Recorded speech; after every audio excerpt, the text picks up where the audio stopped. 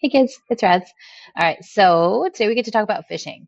I'll talk about a few things as we work in, but this is going to be a shorter one. You've had some really long notes, so you're welcome for a little break. So just to start, one of the things that we have seen happen quite a bit when we overfish is that we have literal like fisheries just collapsing.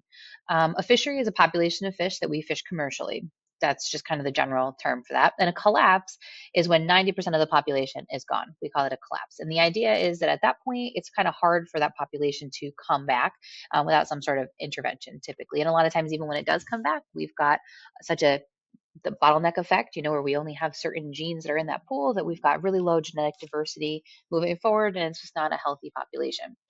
Um, which I kind of popped in here. This is going to, again, long term, decrease a lot of the genetic biodiversity in fish, which will in turn affect species biodiversity in ocean ecosystems if we end up losing them. And we know that less biodiversity on any level is never a good thing. We also see a lot of economic impacts because if we have a fishery that collapses, we lose that income. Depending on if it's like a commercially fished thing or it's kind of a tourist thing, we can lose tourism dollars as well.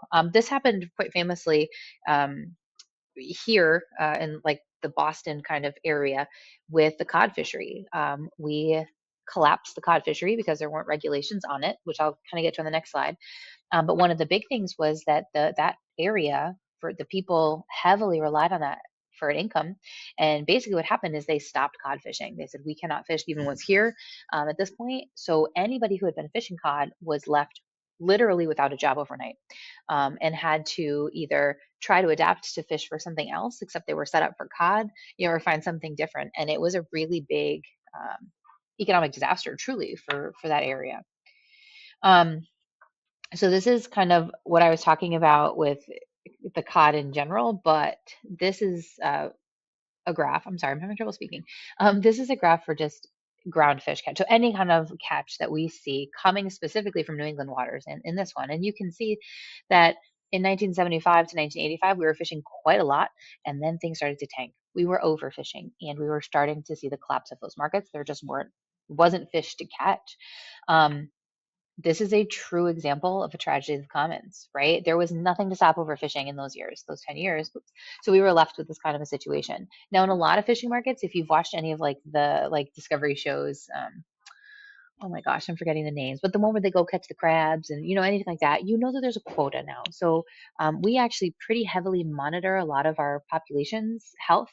Um, and there's rules about how much you can catch and the size you can catch and all of that type of thing. So we've gotten better, but before we knew what was going on, we made some mistakes that we're still recovering from. And in fact, the cod industry in particular that I was talking about hasn't rebounded yet. So there's lots of different types of fishing. Bottom trawling seems to be the one that they mention a lot, partly because it's really harmful. And basically, they take a big net. Sorry, my face is blocking the big net, but it's right there.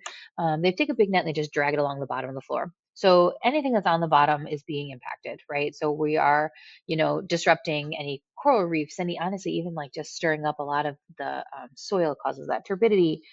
And the other piece is we have what's called bycatch, where we catch unintended species in those nets. And often by the time we actually get those nets up and see the bycatch, it's too late. That bycatch is dead. So it's not even like we can say we caught it, we threw it back. Like it's usually pretty, the damage has already been done. And then, like I mentioned, we're destroying the, coral reef structures potentially, stirring up ocean sediment, things like that. Now, again, bycatch, we're reducing biodiversity because we're removing non-target species and we're removing habitat as we destroy some of that coral reef. So this is a pretty, one that it's not great. The other one you'll see a lot of is, oh my God, I'm forgetting the name right now. I'll come back to it. It'll come back to me. Hold on. Let's do this first. So one of the things to kind of think about too with fishing, sorry, as we deplete a lot of our fisheries, if you look over here, there are large predatory fish, right? We're depleting them. So that means we move down to smaller fish species. And that's going to impact, everything else below it. It limits the fishery recovery, right? Because we're hurting the the food that they would rely on. And it also decreases a lot of the food supply for other marine mammals and for seabirds. So we're actually impacting all of those groups. So there's this trickle down effect, this trophic cascade that maybe you remember hearing about, kind of showing you this in other areas. Oops, I don't know how I do it. So moving forward, we have to look at how we can do this more sustainably. And arguably, we talked about how protein is really important for a lot of diets, and we talked about how meat is something that maybe we should limit, right? Because the environmental impact there. Fish is a great source of protein, and to be fair, ocean life is a huge source of diet for a lot of people around the world. So we can't just say don't eat it. Like we can't just say stop eating it. Again, this comes to what do we do? So enter the idea of aquaculture. And aquaculture is literally farming fish. So you're raising fish. Usually they're in like cages or enclosures that are underwater. Doesn't take up a whole lot of space. It's kind of just there. We use the actual like ocean ecosystem. So we're not needing to like monitor the, salinity and things like that. And it doesn't take a whole lot of fuel. This greatly reduces the risk of fishery collapse because, again, we're not going after wild populations. It takes up no land space. We're in the ocean. And again, we're using a natural ocean ecosystem. So, you know, taking aside the fact that we're kind of adding a structure to it that wouldn't normally be there, it's not harming our land use at all. So this is sort of, oh dear, just a picture of what it might look like. Um, Again, within that, we're going to talk a little bit about some of the drawbacks of this, but pretty much fish are kind of in this enclosure. If we've got shellfish, we kind of like hang these almost like they literally are like rods and they're like string that hang off and the shellfish attached to them. And we can also harvest seaweed and things like that. I'm not totally sure why it says or inorganics because seaweed's organic, but it's fine. Just disregard that. So let's talk about some of the negatives.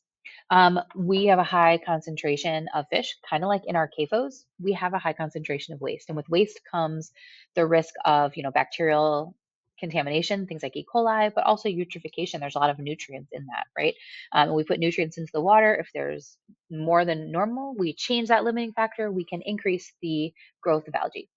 Um, Again, high density population, easier for disease to spread. And if disease is spreading within that population, because we're in that ocean environment, it's easier to transmit it to wild populations as well. And in some cases, we might have fish that escape and we might introduce non-native species or potentially genetically modified species into like a wild population.